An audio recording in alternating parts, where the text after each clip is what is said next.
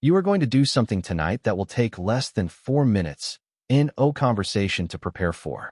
No difficult thing to say, no appointment to book, no book to read. First point, one thing. Tonight. And if your relationship has felt distant, stuck, or quietly hollow in ways you haven't been able to name, this is going to be different. Stay with this. Because what science found about this one thing will completely change how you see your relationship. Relationship researchers, not bloggers, not coaches, actual longitudinal scientists who have tracked couples across decades, have identified a single behavior that separates the relationships that stay electric from the ones that quietly go cold. It is not a communication technique.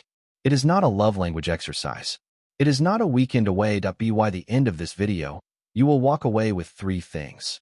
First, the exact name of what is slowly disconnecting most long-term couples right now, including possibly yours. Second, the one behavior that brain imaging research shows can reignite romantic intensity even after 20, 30 years together. Third, the specific way to do this tonight. Not eventually. Tonight. This is not a theory. This is not motivation. This is the most practical thing you will hear about relationships this year, and it costs nothing but 4 minutes of your attention. Here is what actually happens to most relationships, and nobody talks about it honestly. It does not fall apart. It does not explode. It fossilizes. Year 1, electric. Year 3, comfortable. Year 5, you have stopped noticing what you stopped noticing. The conversations got shorter. Not because love left. Because assumption arrived. You stopped asking questions you didn't already know the answer to. You started predicting reactions before they happened. You finished sentences. You skipped the question entirely because you thought you knew what they were going to say, and here's what most advice gets wrong. It tells you the problem is communication. So people have the "we need to talk" conversation. They do the check-in. They try the gratitude journal for 11 days before life swallows it whole. None of it touches the real thing. Because the real problem is not that couples stop talking. It is that they stop being curious about each other. And here is what that costs. Quietly, invisibly, over time, the person sitting across from you has been changing. New fears have arrived. Old wounds have resurfaced differently. Dreams they didn't have 3 years ago are now urgent and unspoken.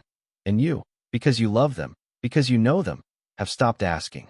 Because you think you already know, but you are not loving the person across from you. You are loving a mental model of them. A photograph from 3 years ago that you keep mistaking for real life. Here is the question worth sitting with, and I will come back to answer it fully before this video ends. What would it cost your relationship if your partner felt completely invisible to you, and neither of you realized it was happening? That answer is coming.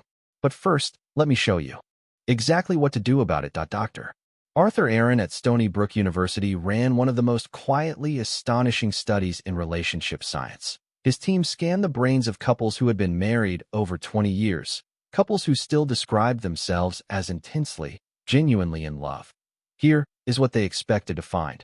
Warmth. Stability. The soft, settled feeling of companionate love. What most people assume is the best a long relationship can offer. Here is what they actually found. The brains of those long-term couples looked almost identical, neurologically, measurably identical, to the brains of people who had just fallen in love. Same dopamine pathways. Same regions lighting up. Same neural signatures of novelty and reward. Not a calmer version of love. The same intensity. Just without the anxiety of new love. The question becomes, what were those couples doing that the others weren't? And the answer was not romantic. It was not dramatic. It was a curiosity. Specifically, they kept making each other feel like someone still worth being curious about. Still unfinished. Still surprising. Still someone you haven't fully figured out yet. And that feeling of being someone your partner is still discovering triggers the exact neurological response as falling in love for the first time. Not metaphorically. Literally. Point 2 takes this even further because it gets specific in a way that changes how you see every single conversation you have tonight. Dr. Daniel O'Leary and his research team at Stony Brook surveyed 274 couples who had been married 10 years or more. A surprisingly large number still described their love as intense. Researchers wanted to know why. When they examined what those couples actually did, day to day, week to week, one behavior stood out. Above everything else. They asked each other questions they did not already know the answer to. Not, "How was your day?" That is a closed door. The answer is already built into the question. Not, did you call about the car? That is logistics. Logistics is not connected. But what is something you have been thinking about that you haven't told me yet?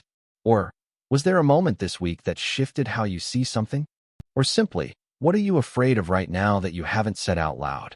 These questions do something that no grand gesture can do. They tell your partner's brain, you are not finished. I am still discovering you. There is still something in you worth finding. And that signal, that quiet, ordinary, 4-minute signal, is the difference between a relationship that stays alive and one that slowly, silently turns into a very comfortable arrangement between two people who have stopped truly seeing each other. Now here is the point most people don't reach, and it might be the most important thing in this entire video. Dr.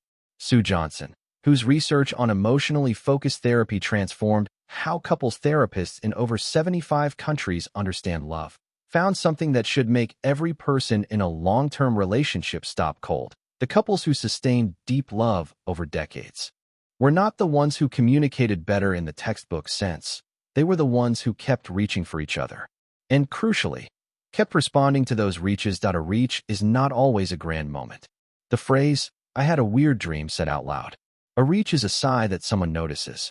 A reach is asking a question that has no agenda behind it, just genuine wanting to know, and a response is not an answer.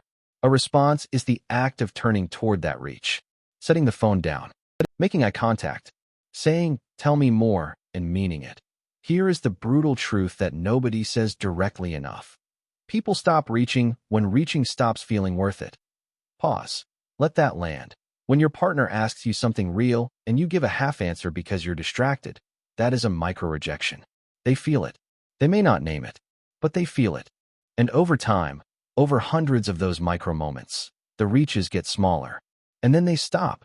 That silence that has arrived in your relationship, that distance that came like fog with no clear starting point, that is not two people falling out of love. That is two people who slowly, without realizing it, stopped catching each other. The good news, and this is real, research-backed, neurologically grounded good news, is that one genuine question tonight can start reversing that. One real reach. One real response. Not a conversation. Not a difficult talk. One question you don't already know the answer to. That is the one thing. Earlier in this video, the question was this. What would it cost your relationship if your partner felt invisible to you, and neither of you realized it was happening? Here is the answer. It cost you the version of your partner that was still becoming. The dreams they didn't share because they stopped expecting you to ask. The fears that went quiet because there was nowhere safe to put them. The parts of themselves they slowly stopped revealing. Not because they stopped trusting you, but because the question never came. Invisibility in a relationship is not dramatic. It does not announce itself. It arrives the same way the distance did, gradually, and then completely. But here is what is also true. Curiosity is not a feeling. It is a practice, which means it can start at any point. In any relationship. After any length of silence. One question tonight. One you don't know the answer to. One that says, without saying it, I am still here. I am still looking. You are still worth finding. There is a deeper layer to this, specifically what happens inside the brain when novelty disappears from a relationship and exactly how to bring it back before it becomes permanent. That is the next conversation worth having. If this landed somewhere real for you, subscribe. Because every week this channel goes one layer deeper into the science of what actually keeps people connected, alive, and genuinely in love. The next video will change how you think about novelty in long-term relationships. It is not what you expect. Go ask the question tonight. The right one. The one you don't already know the answer to. Disclaimer. This content is for educational purposes only. If you are navigating serious relationship challenges, please reach out to a licensed therapist or relationship counselor. They are always the most important resource you can access.